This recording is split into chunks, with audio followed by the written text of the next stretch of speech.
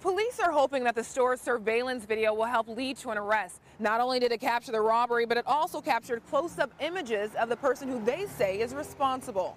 Officers actually had the wanted man's vehicle surrounded, but instead of surrendering, they tell us that he actually drove recklessly, jumping this curb here. Ebony.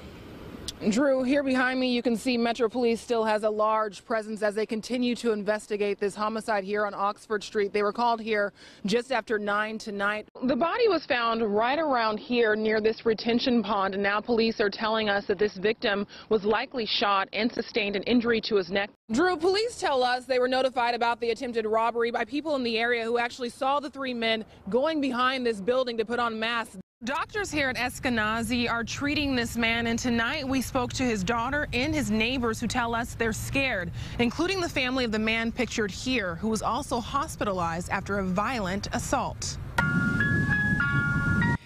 In this West Indianapolis neighborhood where the ice cream truck makes regular stops, people notice an increase in crime. We have seen break-ins, and it's been scary.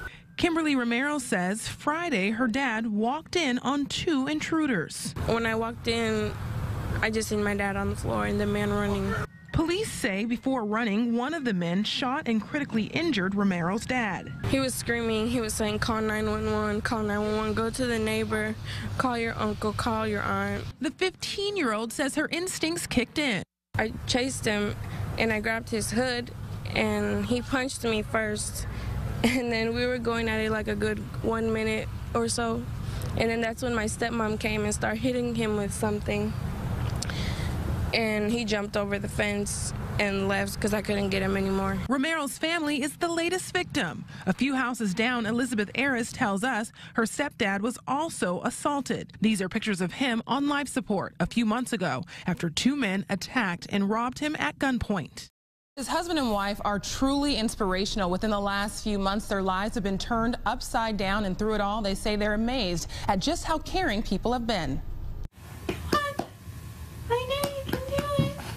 It's been a whirlwind of a year for Steve and Debbie Laswell. Baby Poppy came along 11 months ago.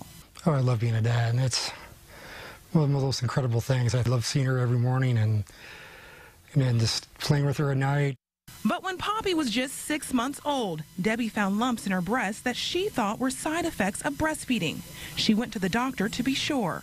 Right away that day, I was tearful and knew something was wrong, just the way all the clinicians were acting. Debbie's doctor diagnosed her with breast cancer. My first thought was my daughter and Poppy.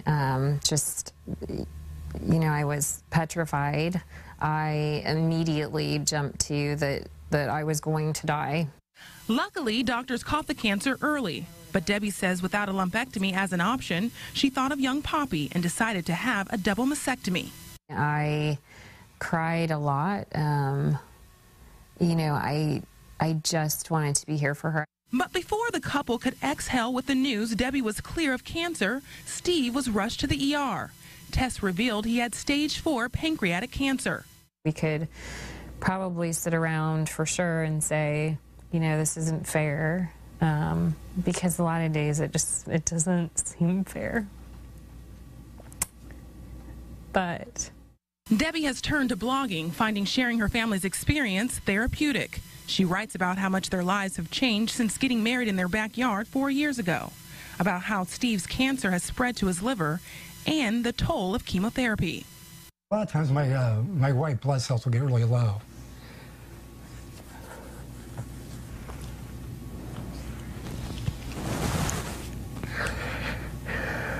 okay. You're okay.